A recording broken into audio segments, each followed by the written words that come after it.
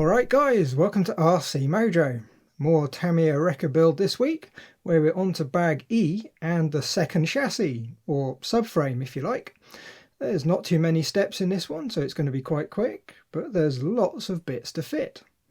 In bag E we have the last two damper bodies, quite a few brackets, the usual screws bags, and there's even a few body clips.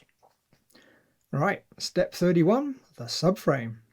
We're going to need the frame rails, 2 lengths of extruded aluminium angle with lots of holes. They come with a blue film on, so we're going to need to peel that off so they're ready to assemble. For screws we have 12 M3x6s, 6 M3x10 cap head screws, 16 3x8 self-tappers, 12 3mm washers and 6 M3 flange nuts. For plastic we need 12 X2s and 4 X1s. The first thing to get out of the way are the X2s. These are what attaches the subframe to the chassis, and they all need assembling. We use one of the cap head screws with a washer under the head and pass it through 2 of the X2s which are butted up against each other. We will use a spotter thread lock to make sure it's not going to fall apart, just a tiny amount as we don't want to get any on the plastic. Next, the nut goes on and we can tighten up the screw. Now it's critical that the 2 X2s are perfectly aligned and flat. You can nip up the screw so it's just starting to grab, then press the parts down on the bench to align them. As we tighten the screws we can check the parts are still lined up. Getting it right now means they should go straight on with no fuss in a few steps time. Now we just need to make 5 more so they're ready to fit. The X2 assemblies are attached to the frame rails using the M3x6s. Once they're all in, we'll apply a spotter thread lock on the exposed threads, then loosen and retighten the screws.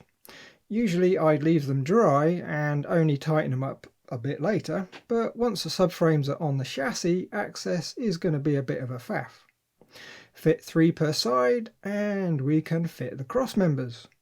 They attach with 2 screws per side. We'll need to make sure the subframe is straight as we tighten the screws, so just like the X2s we can press the frame onto the bench to get it straight. With all 4 cross members in place, that's step 31 complete. Step 32, the battery tray. We're going to need D3, the battery tray, 2 ME7 brackets. There's a couple of different types of brackets in bag E, so make sure you got the right ones. For screws, there's 4 mount screws. They've got a huge head with a hole through the side. 4 M2x5s and 4 M3x6s. First we'll screw in the mount screws. To start them we can use a screwdriver, but they do get quite tight very quickly. Since they have a hole through the head, we can use an Allen key to get some extra leverage. Now you could tap the holes with an M3 tap, but these screws are never going to be removed, so we can just brute force them. Just keep in mind that we need to line them up so the holes run along the long dimension of the battery tray. Before we attach the battery tray and the brackets to the chassis, we're going to need to add a bit of thread lock. We need a spot on each of the threaded holes that we're going to use. Then carefully wipe away any excess. You really don't need much, and even if you think you've wiped it all away, there's still going to be just enough left in the threads. The battery tray goes in first using the M3x6s, and the brackets go in right at the front using the M2x5s. The screws don't need to be super tight. You're threading a very small screw into aluminium, so it would be very easy to strip out the threads. Bottomed out plus a little bit is all they really need. Or if you use a tiny screwdriver from the kit, there's no way you're going to be able to get enough grip to do any damage. Step 33, the cover and the end bits. For plastic we need the R7 cover, which is also supposed to be the fuel tank, and there's 2 E2s, the end bits that stop the battery falling out. For screws there's 4 3x8 self-tappers and there's 4 body clips. To fit the cover we just need to offer it up over the battery tray so the holes line up, and we thread in the 4 screws from the bottom. The end bits just sit on the screws with the big heads and we pop in the body clips. A nice quick step this one, although I think we might have to paint the fuel tank silver and detail the straps so the chassis isn't quite so much of a black hole. we'll have to have a think about that when we're doing the details later in the build. Step 34, attaching the subframe to the main chassis. We don't need much for this one, just 12 M3x6s, the subframe and the chassis.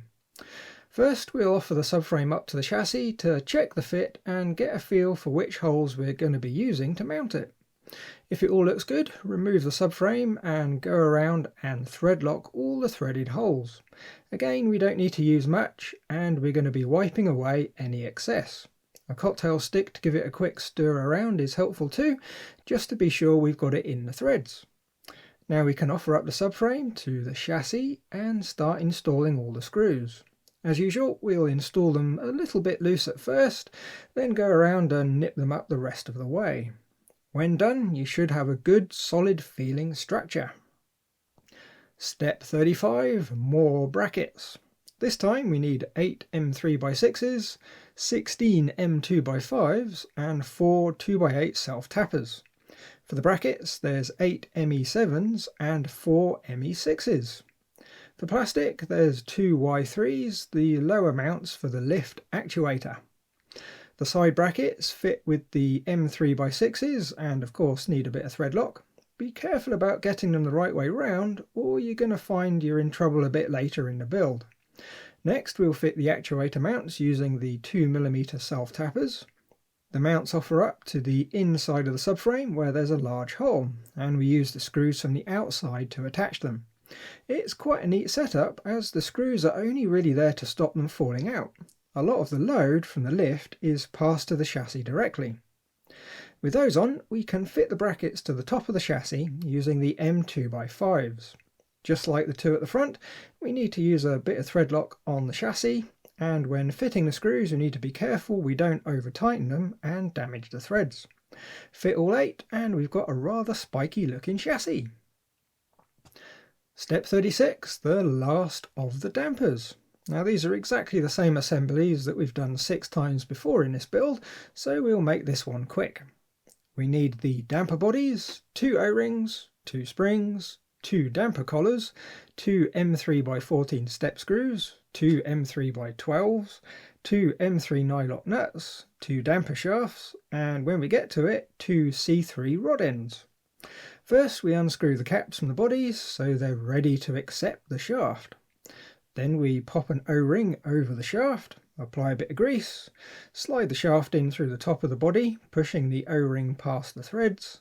Use a screwdriver to screw the shaft into the rod end, being very careful not to strip the plastic. Pop a spring in and then thread on a cap. Do that twice and they're ready to fit. On the chassis, the top mounts are under the battery tray on the subframe. They are going to need some thread lock. Then we use the M3x12s and a damper collar to attach the damper to the chassis. At the bottom we need to get the rod end in the mount on the axle, then pass a step screw through from the outside and use one of the nylocks to attach it. Clearance is a bit tight, so we're going to need to use the kit spanner to hold the nut, but other than that it's pretty much the same assembly as on the front axle. With both of them fitted, well, that's the chassis fully suspended, which is a nice milestone. Next time with the wrecker, we'll forget the chassis completely as we're building up the lift mechanism with its arm. There's lots of fancy bits that aren't used on any other kit, so there's lots to see. For now though, that's going to be it. As always, thanks for watching, like if you liked, subscribe if you haven't, and leave a message if there's something on your mind. Bye guys!